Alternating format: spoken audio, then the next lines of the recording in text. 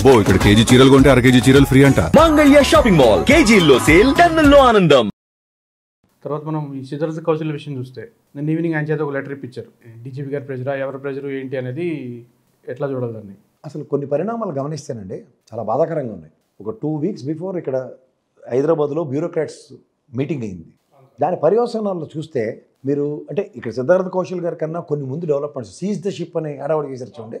ఆ negative reports రాసిమ్మన్నారు అక్కడ, అంటే ప్రభుత్వానికి ఫేవరబుల్గా రిపోర్ట్స్ ఇమ్మన్న దగ్గర ఆ సిట్ అధికారులు ఎవరైతే ఉన్నారో ఆ ఎంక్వైరీ ఆఫీసర్స్ గౌరవ డీజీపీ గారి కన్సర్న్లో ఆ లాంగ్ లీవ్లో వెళ్ళారు.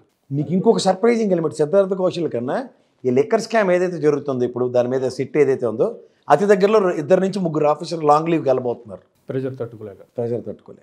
ఇవి జరుగుతున్న పరిణామాల్లో సిద్ధార్థ కౌశల్ గారు ప్రకాశం, కృష్ణా, నెల్లూరు జిల్లాలో ఎస్పీ చేసి ఆయన ట్రాక్ రికార్డ్ ఒకసారి చూడండి. సింహస్వప్నం ఆయన is a straight forward character. అలాంటిది ఇవాళ డీజీపీ ఆఫీస్లో ఎస్పీ అడ్మిన్ కింద ఉన్నారు ఆయన. ఒక క్యారెక్టర్ని మనం ఎలా ఉందంటే గౌరవ ముఖ్యమంత్రి గారిని పదవులు చేసిన ఆయన తీసుకొచ్చి సర్పంచ్ చేసినట్టుంది, ప్రధానమంత్రి గారిని తీసుకొచ్చి జడ్పీ చైర్మన్ చేసినట్టుంది. ఎక్కడండి ఇలా ఎవరు చెప్తున్నారు? అసలు చంద్రబాబు గారి స్థాయికి అడ్మినిస్ట్రేషన్ ఇలా పరుగులు పెట్టేస్తాడు ఆయన. ఎవడి కబంధాస్తాల్లో ఉన్నారో నాకు అర్థం కావట్లే. అసలు అడ్మినిస్ట్రేషన్లో దగ్గర పోలీస్ స్థాయి వ్యక్తులు అంటే ఎస్ఐలు, డీజీపీలు, ఎస్పీ, అడిషనల్ ఎస్పీలు, డీజీపీలు ఆ స్థాయి కలిగిన వాళ్ళు 187 పైచీలకి డీజీపీ ఆఫీస్కి అటాచ్మెంట్ ఉన్నారు. అక్కడ మరి ఎన్ని వందల మంది ఉన్నారో జీఐడీకి నాకైతే లెక్క జమ లేదు. ఎంఆర్ఓలు, ఆర్ఐలు, ఆర్డీఓలు ఇలాంటి వ్యక్తులు. ఏందండి ఇది? ఎక్కడ విడ్డూరో నాకు అర్థం కాదు. అసలు ఫంక్షనింగ్ 1 year తర్వాత కూడా అసలే ఎస్పీలు, ఐఏఎస్ కలెక్టర్లు చాలా షార్ట్ ఫాల్ ఉంటాయి స్టేట్లకి. ఇక్కడ రేవంత్ రెడ్డి గారు బతిమాలుకుంటారు 4 ఇవ్వండి 6 ఇవ్వండి అని. వీళ్ళు ఉన్న వాళ్ళని వదులుకోవడం ఎక్కడ నాకు చాలా బాధాకరంగా ఉంది, విడ్డూరంగా ఉంది. అసలు ఫస్ట్ ఆఫ్ ఆల్ ఎవరో విశాల్ గోని గారు కానీ లేకపోతే కాంతిలాల్ రాణా గారు కానీ ఆయన గారు వీళ్ళు ట్రాక్ రికార్డులు చూడండి ఒకసారి. ఏదో పర్సనల్ బెంచ్ అంటాలతో వీళ్ళతో ఏడకైనా ఎన్నాళ్ళు సర్వే అవుతారు. ఈయన ఈ స్థాయికి వాళ్ళ రాజీనామా, అసలు డీజీపీ గారు ఇంకోసారి నెగోషియేషన్ ఒప్పించి ఇవన్నీ క్యాట్కి రిఫర్ అవుతాయి. నేను కూడా చెప్పా ఇవి గ్యారంటీగా క్యాట్ రిఫర్ అయ్యి సమ్ అంబిగ్యూటీస్ గోయింగ్ ఆన్. ఎందుకంటే ఒక ఐఏఎస్, ఒక బ్యూరోక్రాట్స్ని తయారు చేయడానికి ఐపీఎస్ని ట్రమండస్ ట్రైనింగ్ ఫేస్ చేస్తారు సార్ వాళ్ళు డెహ్రాడూన్లో. వీళ్ళు ఎవడ పడితే పార్టీలకు ఆపాదిస్తే ఏంది? 30-35 years సర్వీసెస్లో they need to survive with respect governments. హ్యాండ్లో చేసుకుని వాళ్ళతో నెగోషియేషన్స్ చేసుకుని వీళ్ళకి అనుగుణంగా ఉన్న వాళ్ళు ఒకలాగా అనుగుణంగానే నాకు అర్థం కాదు అసలు. ఇది చాలా చాలా చాలా విడ్డూరంగా ఉందండి. ఆయన నాకు వచ్చిన ఇన్ఫర్మేషన్ ఏంటంటే ఆయన అతి దగ్గరలో ఏదో సమ్ కార్పొరేట్ సెక్టర్లో ఒక స్థాయి కలిగిన ఉద్యోగంకి వెళ్తున్నాడు. ఇవన్నీ this are all unnecessary cooking stories. ఓ పక్కన వాడు పార్టీ పెడతారు ఉన్నాం. ఇప్పుడు బ్యూరోక్రాట్స్ పార్టీ లేడు, జయప్రకాష్ నారాయణ, వీళ్ళు విజయ్ గారు కొత్తగా వచ్చాడు, ఆయన ఏడు చేస్తున్నారు వీళ్ళందరూ. ఇలా అందరూ అలవాడు బ్యాచ్లో వెళ్తే ఏం కావు సార్. ఓన్లీ ఏంటంటే ఓ పొలిటికల్ వాక్యూమ్ క్రియేట్ చేయడానికి అన్నది అలాంటి వాళ్ళ దగ్గరికి ఈ విశాల్ గోని గారు ఇలాంటి వాళ్ళు అందరూ బయటకు వచ్చి ఒకసారి ఖచ్చితంగా ఎప్పుడో అతి దగ్గరలో ఫుడ్ డౌన్ చేస్తారు వీళ్ళు గ్యారంటీగా. ఈ సిద్ధార్థ కౌశల్ గారితో మొదలైంది, ఇది ఎక్కడికి లీడ్ అవుతుందో చూడండి మీరు. కుప్పం పర్యటన చంద్రబాబు గారిది సరే, ఆయన అభివృద్ధి కార్యక్రమాలు ఏదో ఎయిర్పోర్ట్ కడుతున్నారు, అవి కాకుండా అక్కడ కూడా మళ్ళీ సేమ్ వివేకానంద హత్య కేసు, కోడికత్తి, లేకపోతే నిన్న అంబులెన్స్లో ఆమె చేత ఏదో చెప్పించారు అని చెప్పి ఇట్లా మాట్లాడారు. వాటిని ఎట్లా చూడాలి? ఒక ముఖ్యమంత్రి స్థాయిలో ఉన్న వ్యక్తి ఏం మాట్లాడారు అనేది జనాలు నోటీస్ చేస్తారు. కాబట్టి నాకు అలా రఘువరన్ బీటెక్ సినిమా జ్ఞాపకం వచ్చింది. వాడు ఒక కామెడీ కూడా ఉంటాడు, అందులో స్వర్ణ పుష్పం మాడుతూ ఉంటాడు, సేమియా పాయసం చేశారు. అలాగా ఇన్నాళ్ళు ఒక మాట, ఇప్పుడేమో స్వర్ణ కుప్పం అంట. ఇప్పుడు ఆయన 9 సార్లు గెలిచారు ఇప్పటితో చేసుకుంటే. 9 సంవత్సరాలు బట్టి నేనేమో 13,000 మంది 1,300 పైచీలకు ఇంకా మరుగుదొడ్లు కట్టాలని మాట్లాడుతున్నాడు ఆయన. అసలు ఎవరు ఆపారండి అడ్మినిస్ట్రేషన్? ఎవరన్నా దాన్ని ఆయన అభివృద్ధి చేయొద్దని ఎవరైనా చెప్పారా? ఇప్పుడు పులివెందుల్లో ఎవరన్నా రాజశేఖర రెడ్డి గారికి, జగన్మోహన్ రెడ్డి గారికి అభివృద్ధి చేయొద్దని ఎవరైనా చెప్పారా? అలాగే ఈయనకి ఎవరన్నా అభివృద్ధి నిరోధించారా? యూనివర్సిటీ పెట్టరు, ఇవన్నీ తెలిసిన విషయాలే కదా. ఇప్పుడు మీకు కొత్త విజనంలో దానికి ఏదో ఎయిర్పోర్టు అంతర్జాతీయ అంటే ఇప్పుడు ఎంట గెలిచి రచ్చగలమన్నారు. ఓ పక్కన మామిడి రైతులు పడుతున్న సతమతమై కుప్పలు పోసి కేజీ 2 రూపాయలు అమ్ముతున్నారు అక్కడ. ఇక్కడ మనకెంత ఉన్నాయి సార్? 70-100 రూపాయలు తక్కువ లేదు.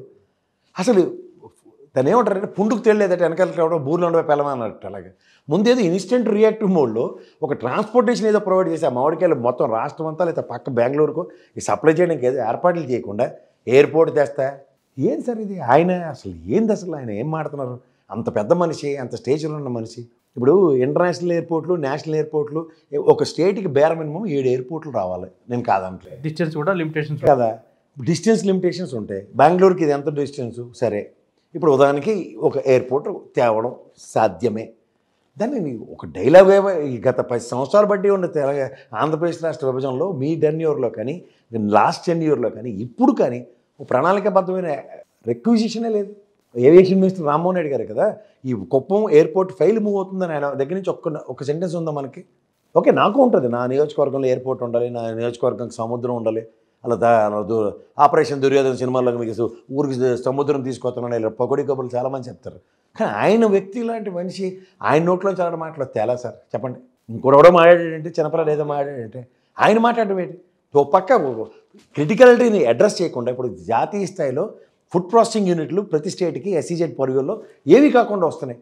ప్లానింగ్ ప్రతి బడ్జెట్లోనూ వేల ఎస్సీజెడ్లు ఏవి కాకుండా ఫుడ్ ప్రాసెసింగ్ యూనిట్లకి పెర్మిషన్స్ ఉన్న దగ్గర అక్కడ 93% దగ్గర మన పెద్దిరెడ్డి మాట్లాడుతూ 93% తెలుగుదేశం కమంత హస్తాల్లో ఉన్నాయి. ఈ పల్ప్ అలా ఇప్పుడు చిన్నప్పుడు సోమా డ్రింకులు ఇలాంటి విన్నాం కదా, 4 పటపటపట ఒక ఎంఎస్ఎంఈ యూనిట్లు అటు ఓపెన్ చేయించలేరండి.